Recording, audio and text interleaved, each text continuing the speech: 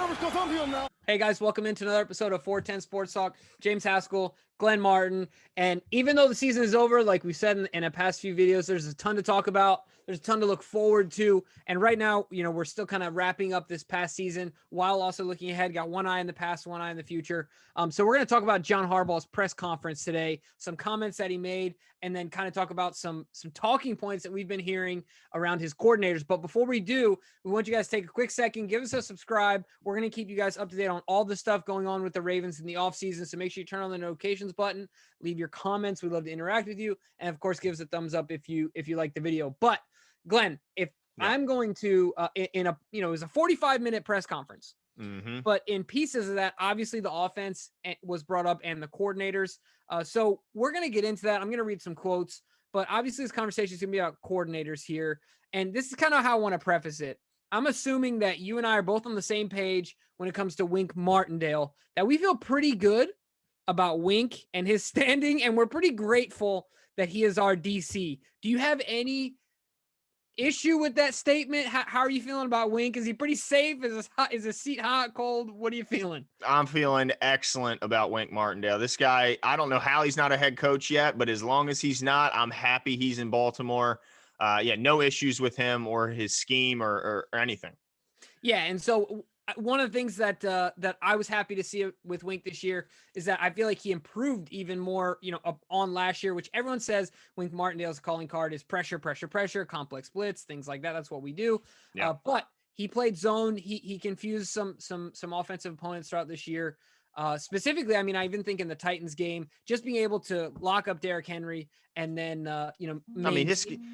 the efficiency that this guy's kept the defense at for his entire tenure here. I mean, in almost every meaningful category, the Ravens are top 3 to 5, and a lot of them they're number one.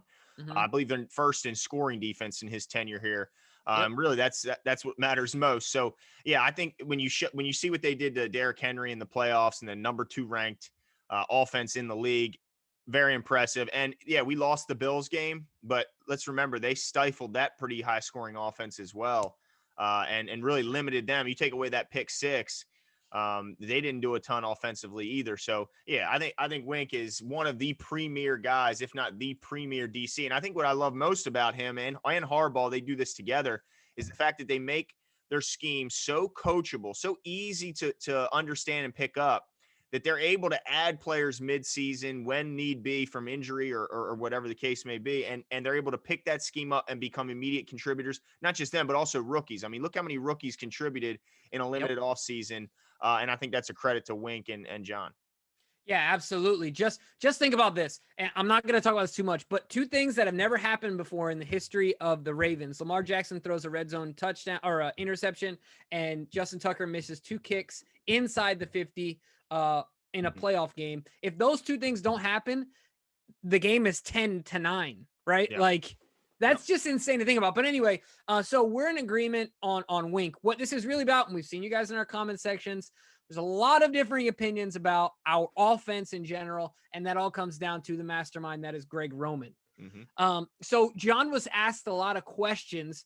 Glenn, do you have some quotes up in front of you that you kind of want to go into in John's response to some of these questions? Yeah, so he was asked, I'm not sure, I don't have the names of the reporters who asked these individual questions, but he was asked which specific area would you target in the offseason to get better. And he typically he even mentioned he doesn't like answering these kinds of questions, but he will for this sakes. And he said, I quote, "We owe it to our offensive side of the ball to continue to build in terms of offensive line, playmakers, and improving the players we already have, like quarterback, running back, tight end, and our young wide receivers. Improve scheme and continue to balance ourselves out." He said, "We've built the best run offense in the history of football over the last 2 years, but they must build efficiency in the play action pass, drop back pass, and screen game." So, I mean, that was music to my ears, Jimmy, because it sounds like, look, let's not overlook the fact that they're doing half of offense better than anyone has ever done it in history of football, but also understanding that you can't be last in the other half. You can't be first and in one half and dead last. You got to balance that out in a better way. And I think that just the fact that he clearly recognizes that, he said pretty much everything I've been hearing a lot of fans and ourselves saying. That's encouraging to hear, right, Jimbo? Yeah, absolutely. I'm gonna make a basketball reference here. This is like, Anthony Davis pre 3-point range shoot, Mm-hmm. right? Like he's not a great percentage wise. He's not some incredible sharpshooter, but he's 6'10, 6'11, and he can destroy you in the paint. And he shoots them enough outside. You got to be honest. Like our passing game only needs to be respectable. Like that's how good That's it. our rushing attack is. We're not talking about a Peyton Manning air raid offense, right? Right. It just needs to be respectable. Yeah. So now, like you said, the John gave some shots back to some of these folks. One of the things that I liked is, of course, they continue to pepper him with questions about specifically the passing game. And he said, "Look, I think at the end of the day, our offense was ranked 7th in the league. So you can reference the In 23 scoring, other, yeah. in scoring. So you can reference the 23 other offenses, or whatever that number is that are behind us." 25, yep. 25, yeah, the 25 that are behind us. I like that one. But staying on theme here, of course, we got some criticism. The Ravens got some criticism from Kurt Warner and our guy, of course, former Ravens, Steve Smith. And this is what they said, quote, what they were saying was that our routes were simplistic. JV, yeah. Yeah, JV, very predictable and things like that. And Kurt Warner specifically said, or no, sorry, Steve Smith specifically said, I think both of No, them. this is his response. This is Harbaugh's response, is what you're about to read. Right. But what I'm saying is they talked about the route tree, Mhm. and us not running all the routes on the route tree. I think that was something that Steve said specifically. And then Yep. John said we run all the routes on the passing tree. We have every route in football, and we have every route concept in football. We throw it less than everyone in football because we run it so well. We're not going to change our offense just because it doesn't fit, Kurt Warner's eye. Right. We're not going to be as complex as teams like Pittsburgh, of course, because we don't throw it as much as they do. We have to be better at it. We have to be better at what we do, right? So like, I love that because it's staying true to who we are, but it also, John mentioned that he doesn't envision any changes in coordinator.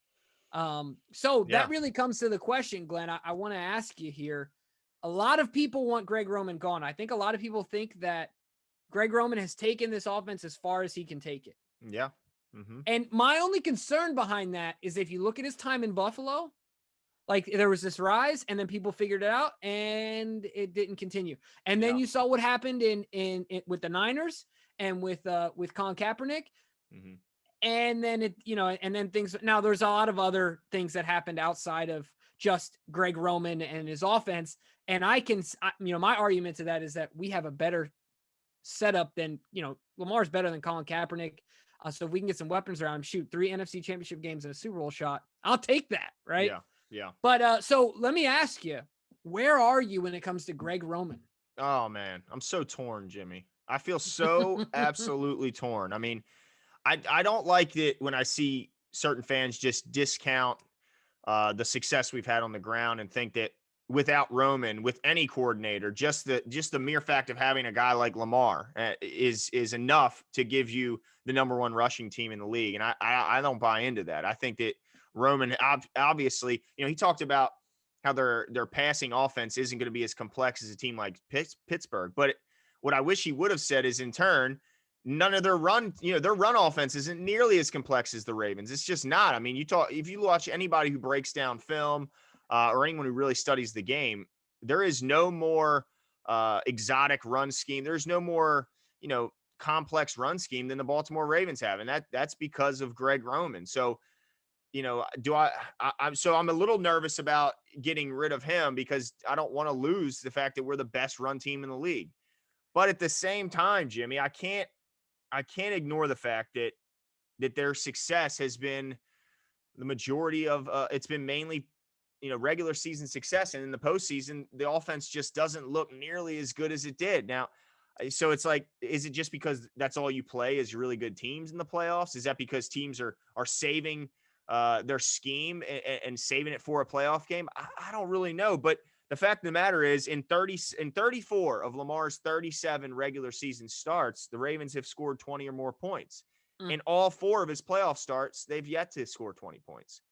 That's a problem for me. And I think, you mentioned before the call that at certain points it starts to become like psychological. And that's what I worry about, because again, we're going to have if it looks like Roman's going to be here. So that means we have another whole regular season where it really doesn't seem to matter what we do offensively until we get to the playoffs. That's when you're graded. So my concern is if the first drive of next year's playoffs, if they 3 and out, are we going to be, here we go again? And if we're saying it, that some players are thinking it, even if they have the utmost confidence, they got to be thinking, here we go again. Or even before that, say in training camp, if they start seeing, man, we're running these same basic route tree concepts and combinations. Like, I just worry that we may need to make a change just for change sake, like just from a psychological standpoint. Do you know what I mean? Yeah, I understand what you're saying. So I can tell you're really torn about this. I am, man. But one thing I will say, I feel like you could look at the history of the NFL, and usually teams that, I mean, the Browns changed their coaching staff more than I changed my drawers, right? Like, I don't think they'll be doing that for a little while now, though. No, you're right, but for good reason, right? Like, right. A lot of teams that are usually in the basement consistently, I feel like they lack consistency in the right places. And so, I think of McDaniel being a mainstay in New England, and you can look at a couple of their teams across the league, especially head coaches. My hope is that Greg Roman continues to learn, he continues to absorb information, he continues to improve himself. He continues to stay obsessed with making our offense the best that it can be. And so this is how I'll answer that question. I'm going to give you a couple numbers, but this is how I'll answer that question. I think we got to keep Roman at least one more year.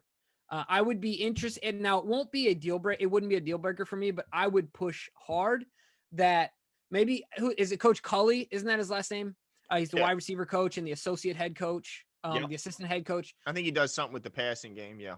Yeah, so maybe get more of his hands on the passing game. Maybe, like you said, maybe it's changing it up, come down to the field, right? Yeah. Be around the guys, feel their energy. I think that something needs to change. But my concern, Glenn, I just want to give you some numbers that are quite, there's a contrast there. So like you said, I mean, Greg Roman is easily the best in the league at coordinating or at putting together a solid run game. In 2019, of course, we know that we led the league in rushing, averaged 206 yards per game, put up over 3,200. But if you go to the postseason now, of course, we were down in that game. We put up 185 yards rushing, and then 345 yards passing, but 12 points. Right. At the end of the day, it's about who scores, right? Regular season, if you go to this year, if you go to rushing, we were still first in the league with 191. And just like you guys know, we were last in the league at passing at 171. And then if you go to the postseason this year for passing, we're at 177, which is at the bottom of we're just above the Los Angeles Rams with who knows at quarterback, right? So, and then of course, you go to rushing and we're up there 193 when we're first in the league. But at the end of the day, I think another question that needs to be asked is how much of this contrast in regular season performance and postseason performance falls. I love Lamar Jackson, but how much of it falls on Lamar and not necessarily on Greg? It's not like these teams all of a sudden just, we know how to stop the most prolific rushing attack in the NFL. And hold, one of the highest scoring points teams in the NFL to 3 points. Like, what else is happening that is outside of Greg's control, and how can he have a bigger impact to mitigate those things? Yeah, I think one thing this year that at least we're hopeful that will return is a full off-season program, which John said many times. There's certain 12-year, 13-year vets that don't need it. But an offensive lineman, a young offensive lineman, needs the offense or the offseason program. A passing game, he says specifically the passing game benefits hugely from a complete offseason program, especially when you have young players at those positions like the Ravens do with Lamar and Hollywood, Duvernay, Prochet. Outside of Snead, they're all pretty young. Boykin. So I guess that would be my next thing is how much does – when John talks to Greg, how much will a full off-season program help the passing part of the game? Well, they had a full off-season program 2 years ago, and they were still 32nd as far as yards. But I think the big difference 2 years ago is how much more efficient they were when they did choose to pass. You know, a lot of people forget that Lamar Jackson led the league in passing touchdowns 2 years ago with Greg Roman as his coordinator and play caller. So I think that John's, and he kept mentioning the efficiency. So I think John's point is well taken, that they don't necessarily ever have to be out of dead last in passing yardage. If they can increase their efficiency, even this year, I think he said as an efficiency rating, I think they were middle of the pack. I'm not exactly sure what all goes into that statistics. He had a bunch of papers in front of him. But I think if we can get more efficient, so when we do choose to pass, you got to hit on them. So that means getting that completion percentage up to a higher number. That means getting the yards per attempt up higher, like it was in 2019. Getting obviously the red zone conversion rate going way up, because last year it was down than it was the previous year. So, and also my other thing would be with Greg would be, how big is his ego? Is he willing to accept another coach coming onto the staff, or a current coach being elevated in his responsibilities and giving more input in the passing game and helping more in that area? Or is he too stubborn to hear other people's? He doesn't strike me as that kind of guy, but honestly, we don't know him well enough to kind of make that, that judgment. But yeah, I guess the whole question is, how much do you want to risk losing the fact that we're the best running team with, we got to get better at passing? And man, it looks like we're going to get Greg Roman. So we have to just wait and see. I don't think that there's any chance he's gone now from what John said. So we're going to have him. So I guess we just have to get used to it. But my question to you, my last question to you about this would be, Jimmy, what's the leash looking like on him? Do you see this team as a team where, wow, we look at the halfway point and we're seeing some of the same things, or even a drop off from this past season? Do you think it's something they could cut him loose mid-season? Yeah, this could be a Cam Cameron situation, right? You got a guy in the holster in Cully who I'm sure can do it. I don't know if he's ever called plays though. But I would be willing to bet that he's more than qualified if he's being looked at for head coaching positions. I don't know if he'd want to, but I mean, I think they have a guy there that could conceivably do it.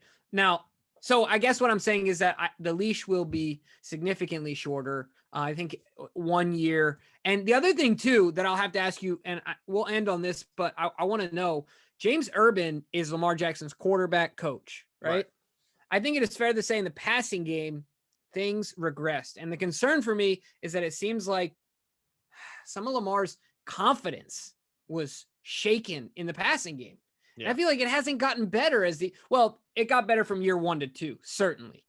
But I feel like there wasn't a building on year 2 into year 3. It was he regressed in his confidence and his body language and his willingness to see it and hit it, play pitch, pitch and catch it. And so, any stock, is he on shaky ground? Is that something that they need to look at as well and say, hey, Urban, what are we doing? What are we not doing with Lamar? What can we be doing to help him out? Because usually that's the closest relationship that a quarterback has, right? So the quarterback coach. Yeah, I mean, they're the one that's constantly in his ear during all of practice and even in game day. So I think that a lot of that comes down to relationships. So I guess my thing would be, I would expect John, or I guess I would ask this: how much do you think John asks Lamar Jackson his opinion on both of these guys, on Greg Roman going forward?